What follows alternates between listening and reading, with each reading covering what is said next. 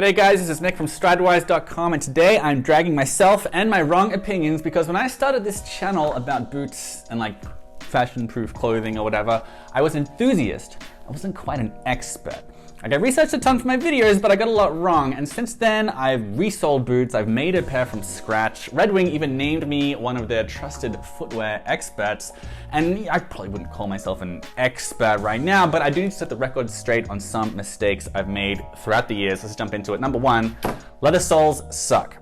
I used to list leather soles in a review's cons section. That said, not crazy about that leather sole, but I actually did a whole video about this one recently with 8 reasons why I actually prefer leather soles these days. But in short, yes, they aren't as durable as rubber soles and they're not as grippy, especially when it's raining. But relative to hard rubber soles, leather is softer. These soles don't track mud and pebbles inside like lugs do. They breathe better and antimicrobial, so they help with stink. Plus they tend to be cheaper and they're better for dancing in. And they get scratched up really quickly when you start wearing them, and while that makes them a bit uglier, the grip they offer is largely fine in city streets, like once they're worn in and you got some scratches there. They're not good in rain, and they're not perfect for icy winters or like hiking and stuff, but for casual city wear, I really like leather soles. Number 2, Blake stitches are hard to get resoled. The Blake stitch makes for a shoe that's more flexible because it has fewer layers, but it is a lot harder to resole than a Goodyear welt. Good boots are usually Goodyear welted, or at least that's like seen as the standard for boots. You want to be able to last for years and years and years because it's very easy to resole them. Blake stitches, meanwhile, it's pretty complicated, but Goodyear welts have a strip of usually leather between the upper and the sole that keeps the two from being attached to each other. They're like attached to the welt, so it's easy to take the sole off without damaging the upper. Blake stitches, the upper, the leather and insole are stitched directly to the sole with the single stitch method. It's more common on dressier shoes and hardy boots. It is true that Blake stitches are a bit less water resistant, but as a simpler form of construction, they are much lighter and more flexible, which many would say means they are more comfortable. And while it is a less simple procedure to resole a Blake stitch, it absolutely can be done by any cobbler with the machinery, which means like just about any cobbler. Like, I don't have the numbers here, but I think most guys with, nice leather footwear, expensive leather shoes are wearing dressier leather shoes for office work or formal events. Like those I think are more common in like hardy boots like these. And those kind of guys would like to resole them. And while you do need different equipment to resole a Blake stitch, I've never met a cobbler who would turn down all the Blake stitched office workers who need resoles, right? So it isn't hard to get a Blake stitched boot or shoe resoled. The asterisk here is that it might be a little bit pricier to do so, and you can't get as many resoles with a Blake stitch as a Goodyear welt. But it's not like many guys actually need more than a few resoles anyway. Number 3, the Thursday Captain has a toe cap. It doesn't.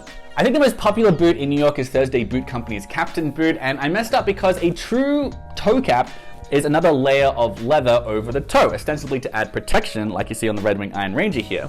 But more often than not in city boots and shoes, a toe cap that stitches just for aesthetics. When a toe cap is aesthetic, it's usually easy to spot because it's just like a line of stitching going through what is obviously the same piece of leather. They call it a deco stitch or decorative. It's not offering the bulk or that extra layer of the toe cap. The toe cap on Thursday's Captain is a separate piece of leather. And you can see here that it does indeed come up onto the rest of the vamp. And when I went to the factory, you could see here the toe cap's being made, and I had this exchange. What you can see here is he's putting a deco stitch on the cap toe, so there's really no function on that. There's a deco stitch. But the cap toe is indeed another piece of leather over the boot, right? Yeah. When I said, so the cap toe is indeed another piece of leather over the boot, right? That is correct, said Tony. But while the toe cap and the rest of the vamp are 2 pieces of leather stitched together, it's not 2 layers of leather over the toe. This might seem nitpicky, but this boot is so popular I always get people yelling at me for calling it a true toe cap. So it is a separate piece of leather, but you don't get 2 layers over the toe for that extra protection. All right, next up, chrome tanned leather is always bad. It's not. There are 2 main ways leather is tanned. Vegetable tanned is the way we've done it for thousands of years. Chrome tanned was invented in the 19th century, and it is faster and cheaper. So there is a persistent position in the world of boot nerds that vegetable tanned leather is best, chrome tanned is bad. This is not true. Certainly there is a lot more bad chrome tan leather out there than veg tan, and chrome tanning is associated with environmental pollution. In badly regulated chrome tanneries, the hazardous byproducts like chromium-6 can cause like cancer and skin diseases and all sorts of problems to the tannery employees, and it's very well known for getting into waterways and messing up the local water supply and environment and killing fish and all this terrible stuff. I used to think, and unfortunately I said on the channel once or twice, that chrome tanning is bad for the environment. But that's just when these tanneries are badly run. We're able to now make chrome tanned leather that doesn't pollute waterways or sicken workers, and the waste is like minimal and disposed of very responsibly. I visited Lafargue Tannery in Mexico. If you want to learn more about it, got a video up there for you. But if a tannery is reputable, you can be confident they don't have all that bad stuff with chrome 6 like flying out into the environment. If you're unsure, look for any certification from the Leather Working Group, and they audit tanneries for this kind of stuff. But like all the leathers here, they have chrome components, and like these red wing ones are actually 100% chrome tanned. And they're made in America, and they are subject to a lot of regulation and don't destroy the waterways. Next on the list, the Wolverine 1000 Mile does not have a shank. That's untrue. They do have a shank. The Wolverine 1000 Mile is a very popular boot. It was my third video I ever did. And unlike a lot of its contemporaries, there's no shank, there's no wood shank or steel shank in the middle to help provide extra arch support as you run the boot. I called them to ask if they have a shank and they said no. And I said so. Turns out that was incorrect. That's not my fault. I asked the company themselves. You've got a nice fiberglass shank. It gets you through the airport. But I didn't cut a boot in half. Another thing I got wrong is when I said every boot needs a shank, which isn't really true. You might be wondering what a shank even is. So it's a stiff piece of material, usually steel, though sometimes leather or fiberglass or wood, that usually goes under the boot's midsole between like the heel and the forefoot here, right? Or the heel and the midfoot. There are a few reasons shanks are good. And a big one is they improve the stability between the heel and the rest of the boot. Like it helps keep them from sliding like ever so slightly independent of each other. And that helps you to keep your balance on uneven terrain. And it reduces like little micro adjustments your muscles have to make on uneven shoes or boots or ground that lead to pain in your arches and calves and knees. That's something that gets more meaningful as you get older. And you have to notice this kind of stuff more, like, more prone to pain, that kind of stuff. Shanks also help to keep the shape of the boot and stop the leather from sagging in this bit here, like between the heel and the midfoot. You've heard me say heel a lot, so here's where I correct myself. Not every boot needs a shank. It's generally agreed that you don't need one if there's no heel, which is why on flat wedge-soled boots like this, the industry-defining Red Wing mock toe, you don't have a shank. I used to say this is a downside of the boot, and to be fair, there are some guys who say that they can tell if there's no shank even in wedge-soled boots, especially as like the heel starts to wear down, which is why some models, like Grant Stone's brass boot, a very luxury mock toe, they still have a shank. But the broadly accepted wisdom is you don't need one if there's no heel. I also visited Alan Edmonds recently, and they said, and because we do a 360-degree welt, we don't use a steel shank in our shoes, which is also kind of a nice differentiator as well. You get that stability by running that welt all the way around versus terminating it at the heel stack. So maybe you don't need a shank if you have a 360-degree Goodyear welt. That's when you see the stitching on the perimeter running all the way around the heel instead of, like he said, going under the heel at the heel stack. 270-degree welts, some people just like for aesthetic reasons.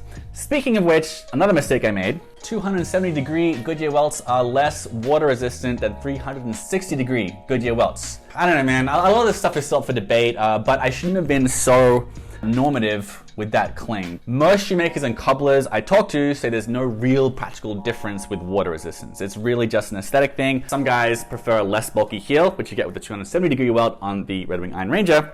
And but whereas you have a bit more bulk to the heel if the stitching is running all the way around the heel, right? It's really an aesthetic thing more than anything else. If you these are not waterproof boots. If you're standing in a puddle for a long time, both are probably going to get your socks wet. If you're walking through puddles, both are going to keep your feet perfectly dry. It's just an aesthetic thing. Some guys prefer a less bulky heel. That's basically the difference between the 270 and 360, like just aesthetics. While I'm on Shanks, I said they offer arch support. Not really. They're more about like stability and durability than giving you arch support. Next up, Stitchdown is less waterproof. I don't know at what point this video becomes really narcissistic or conversely too self-loathing, like I'm just like self-flagellating over 5-year-old mistakes most people missed. But anyway, you're still here. I used to not be so crazy about Stitchdown construction. In fact, I even called it a Stitchdown welt once or twice. Also, the Stitchdown welt makes it pretty hard to resole, which is really stupid. There's no welt in Stitchdown construction. Stitchdown, going here on the Vibergs, this is a way of making boots where the leather upper, instead of going toward the insole, gets like flattened out, flanged out, and stitched onto the midsole. You can kind of see it here if you look really closely. The Viberg service boot is a really popular example of stitch down construction. And it's one of the reasons why Viberg is so expensive. It's harder to make. It's done by hand, and it's kind of more revered among like real boot connoisseurs who typically idolize Viberg, and that's one reason why. It's harder to make them. But back to my original point, Stitchdown is more water resistant than a Goodyear welt. I think I said it was less. It's not. It's considered more water resistant, and they're also considered even more durable. It is less flexible than a Goodyear welt, and folks usually say it's a little harder to break in. They also say it's harder to resole than a Goodyear welt because you've got to try and get the threads through the same holes on the leather upper. But like, it is a bit harder to resole a Goodyear welt, but truthfully we're kind of splitting hairs here when we say one is more durable or hard to resole, because Goodyear welts and Stitchdown are both super durable. And as far as resoling goes, you probably won't get as many resoles from Stitchdown as you could with a Goodyear welt. But while that's technically true, practically there's not a big difference. Like practically, it's not like you're gonna resole any pair of boots more than a few times anyway. Your Stitchdown can handle several resoles, like not 0 and not just 1. Practically speaking, I don't know, it's probably better than a Goodyear welt, you know, like, but it is more expensive and less flexible, and it is hard to resole. It's hard to find a cobbler who's gonna take on that job, and it won't have quite as many resoles in it as a Goodyear welt. Next up, Viberg's 2030 last is too wide. While I'm on Viberg, I complained in my video that their then most popular boot was too wide because it's made on an E width and not a D width. I was very upset because it's a very expensive boot and it should be able to fit as many feet as possible, which is a D width. The truth is I was able to size down a whole size for my true size, not a half size like usual. I'm an 11 in Red Wing, I'm actually a 10.5 in Viberg's. I am redoing that video because I just had the wrong size back then. Since then, Viberg has also released a bunch of other lasts to fit more feet anyway. So the Viberg video, I'm updating it. It needs a lot of updates. Next up, I left Wickett and Craig out of the best tanneries video. Pennsylvania's Wickett and Craig are one of the few, if not the only tannery in America that just does vegetable tanning. As such, you don't see it on a lot of boots because it's expensive and veg tan boots are harder to break in than chrome tan boots, or like combination tan, which combines the two. That's what Chromexcel is here. I did a video on best tanneries and I left them out because I thought I had enough American tanneries. I wanted to make sure I was getting to, CF Stead and Shikihikaku in Japan. And also, so few people use their leather for boots anyway. But I was wrong to leave them off the list. They deserve respect for being so focused on vegetable tanning and for still being in America. And anyone who cares about vegetable tanning, which to be fair is a very small number of people, but when they do care about veg tanning, they love Wickett and Craig leather. And you can sometimes see boots with this leather from companies like Whites and Nix and quite a few Indonesian brands, just to name a few. So I'm sorry, Wickett and Craig, I should have given you your accolades. Next up, Chromexcel scratches easily. Speaking of leather, Chromexcel is the most beloved boot leather out there. Everyone from Viberg to Thursday make their most popular boots with Chromexcel. And while I have scratched some Chromexcel boots beyond repair, like these are my Whites boots, I took them up a volcano. It turns out volcanic rocks are extra sharp.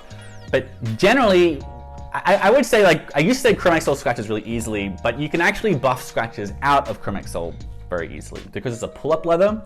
So it's jam-packed with oils. You just kind of need to like move the waxes and oils around.